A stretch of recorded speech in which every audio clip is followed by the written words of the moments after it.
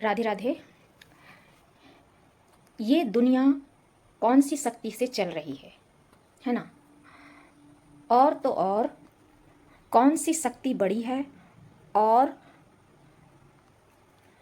इन शक्तियों का क्या काम है। तो hey guys, come to my channel. मैं कला अपने यूट्यूब चैनल में आप सभी का स्वागत करती हूँ। वीडियो देखने से पहले वीडियो को लाइक कीजिएगा, चैनल को सब्सक्राइब करके बेल आइकन को प्रेस कर दीजिए ताकि मेरी नेक्स्ट वीडियो की नोटिफिकेशन आप तक पहुँच पाए। तो वीडियो में कंटिन्यू बने रहिएगा। ये जो दुनिया है ना, एक प्रपंच है, माया है। जैसे कि महाभारत का युद्ध हुआ, जब पूछा गया, जो पहाड़ में जो एक सर था, नाम याद नहीं आ रहा है, कुछ बाबरी ऐसी कुछ नाम था होगा, है ना। तो उसे जब पूछा गया कि कौन मर कौन रहा था, मारने वाला कौन था, तो यहाँ पर उसने कहा वहाँ ना कोई युद्ध हुआ, ना ही कोई मर रहा था, ना ही किसी को मार रहा था, क्योंकि दोनों तरफ ही श्री कृष्ण थे। ऐसा है, वहाँ कुछ नहीं हुआ था, ऐसा कहा गया। तो उसी प्रकार से ये जो दुनिया का जो प्रपंच हो रहा है वो एक माया है, माया शक्ति जिसे हम कहते हैं, है ना। जो लोग उस माया में उलझ चुके हैं, है ना, और इतना उलझ चुके हैं कि उससे निकलना, कलयुग में माया में इतना ज़्यादा उलझ चुके हैं, और ये माया जो है ऐसा उलझा के रखी है कि लोग भक्ति भावना से दूर हो गए हैं। जैसे एग्जाम्पल के तौर पर, अगर हम कोई चीज़ खोजते हैं ना, हड़बड़ी से खोजते रहते, लेकिन वो चीज़ वहीं पे रहती है ना, सामने में पड़े रहती, लेकिन हमारा नज़र उस पर नहीं पड़ता। तो सेम ऐसे ही है, ये दुनिया जो है माया की शक्ति से चल रही है। माया जो, जैसे कि श्री कृष्ण, जब द्वापर युग में श्री कृष्ण का जन्म हुआ था, कृष्ण के जन्म से पहले एक शक्ति पहले आई थी, है ना। तो वो ही माया है जो दुनिया को अपने प्रपंच में उलझा कर रखी है, और वही शक्ति कार्य कर रही है। जैसे कि देखना, घर में ज़्यादातर स्त्रियां, है ना, का चलता है, और कहीं किसी पुरुष, दम्मी पुरुष का घर में चलता होगा, तो वो पुरुष भी कहीं ना कहीं, चाहे मैं हर पुरुष की बात नहीं कर रही हूँ भाई, और मेरी वीडियो में इतना मतलब वो जो आध्यात्मिक दुनिया, जो जो हर कोई ऐसा नहीं हो सकता है आध्यात्मिक दुनिया से जुड़ा हो, जो अच्छे नीति वचन का पालन करता हो, उन लोगों के लिए नहीं है। लेकिन अधिकतर यही देखा गया है कि माया के प्रपंच में फंसे रहते हैं। कहीं कोई पत्नी के प्रपंच में, तो कोई ननन के प्रपंच में, तो कोई माँ के प्रपंच में, मतलब उसमें फंसे रहते हैं। अगर कोई पुरुष घर के औरतों को पैर की जूती समझेगा, वो पुरुष बाहर की औरतों के प्रपंच में फंसा रहता है। मतलब माया सभी तरह, स्त्री माया जो है सभी जगह कार्य कर रही है। तो ये जो माया की शक्ति है वो भी एक देवी है ना। तो इसी में वही शक्ति जो है कार्य कर रही है। अब हम ये जानेंगे कि तो फिर सबसे बड़ी शक्ति कौन है ना। तो इस दुनिया में सबसे बड़ी शक्ति कौन है, तो अगर हम देखेंगे कि अक्सर देखा जाता है, जब पृथ्वी लोक का तो बात नहीं कर सकती हूँ, लेकिन अक्सर देवी देवता पर जब भी काले बादल मंडराते हैं, जो भी राक्षस, जो भी अत्याचार करते हैं, जो अधिकार कर लेते हैं, है ना, तो माँ शक्ति की ही पुकार लगाते हैं, है ना। जैसे नवरात्रि साल में 4 बार आता है ना, क्यों आता है, वही है शक्ति की पूजा। तो माँ को ही याद किया जाता है, नौ दुर्गा देवी, है ना। तो ऐसा मान सकते हैं कि जगत जननी दुर्गा माँ, देवी माँ, है ना, तो सबसे बड़ी वही शक्ति ही है जो दुनिया को माया के रूप में भी चला रही है।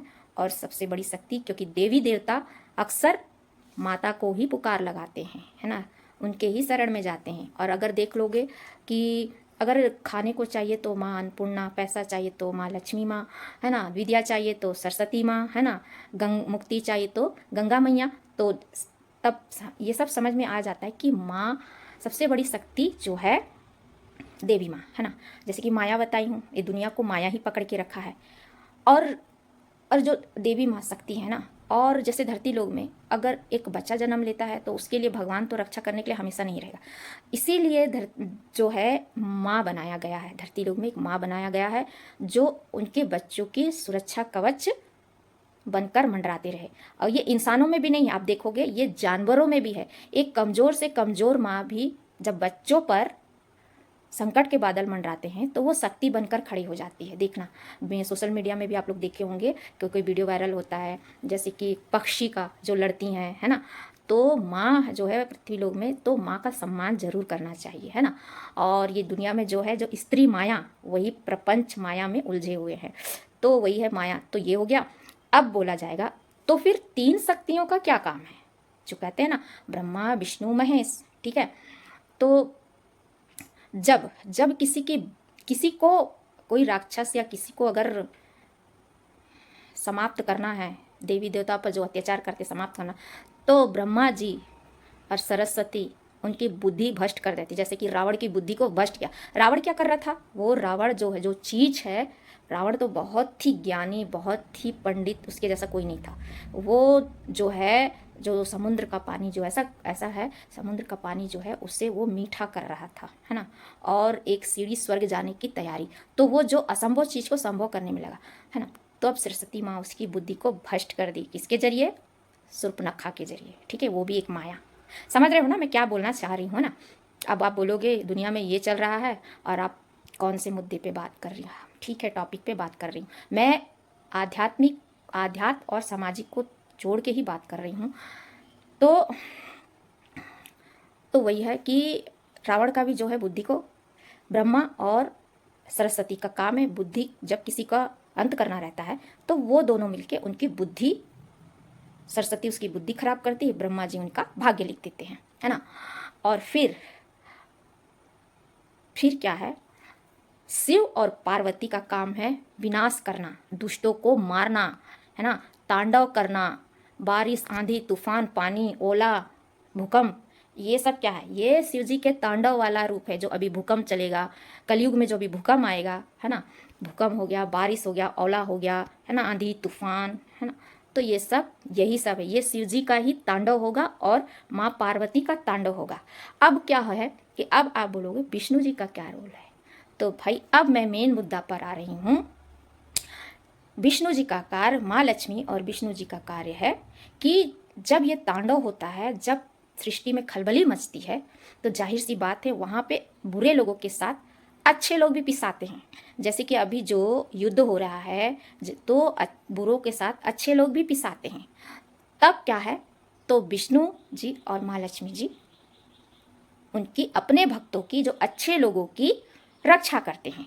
तो इन तीनों भगवान का यही कार्य है। ये मैं अपने तरीके से पूजा करते समय मुझे ऐसा आत्मज्ञान लगा, तो मैं ये सोची कि आज इसी टॉपिक में बात करती हूँ।